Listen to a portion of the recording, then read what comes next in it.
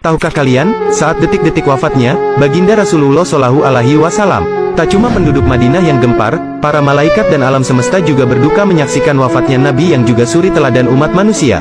Rasulullah Shallallahu Alaihi Wasallam menghadap Ilahi Rabi pada hari Senin pagi tanggal 12 Rabiul Awal tahun 11 Hijriah bertepatan 633 Masehi.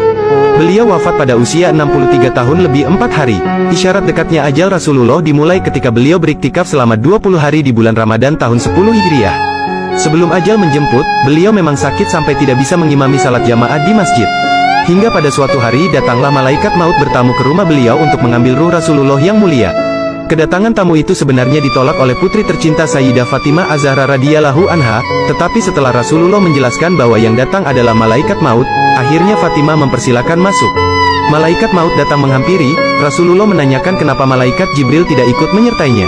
Kemudian dipanggillah Jibril yang sebelumnya sudah bersiap di atas langit dunia menyambut ruh kekasih Allah dan penghulu dunia ini.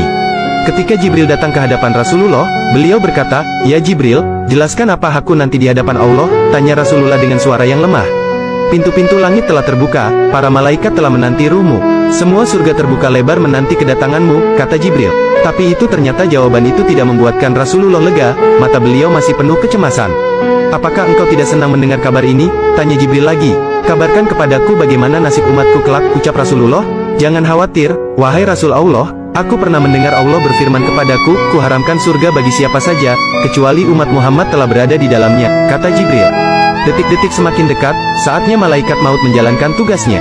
Perlahan ruh Rasulullah ditarik, nampak seluruh tubuh Rasulullah bersimbah peluh, urat-urat lehernya menegang. "Jibril, betapa sakit sakaratul maut ini," ucap beliau. Perlahan Rasulullah Shallallahu Alaihi Wasallam mengadu. Putri tercinta Fatimah pun hanya bisa terpejam, sementara Sayyidina Ali radhiyallahu anhu yang di sampingnya menunduk semakin dalam dan Jibril memalingkan wajahnya.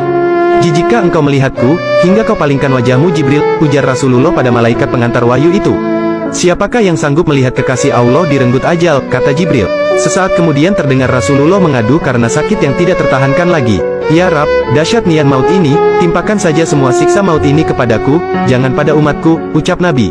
Badan Rasulullah mulai dingin, kaki dan dadanya sudah tidak bergerak lagi. Bibir beliau bergetar seakan hendak membisikkan sesuatu. Ali mendekatkan telinganya. "Usikum bis sholati, wa ma malakat aimanukum," peliharalah salat dan peliharalah orang-orang lemah di antaramu, ucap Nabi dengan suara yang amat lirih.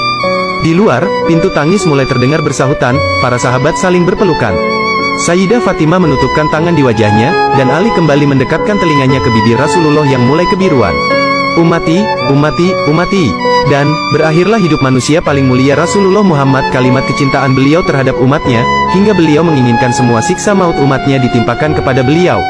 Bukan hanya itu, ketika ajal sudah di tenggorokan beliau masih memikirkan umatnya, "Umati, umati, umati." Subhanallah, nah seperti itulah saat Baginda Rasulullah Shallallahu Alaihi Wasallam meninggal, bahkan beliau masih sempat-sempatnya mengingat umatnya. Mudah-mudahan kita menjadi umat beliau yang cinta kepada beliau. Amin.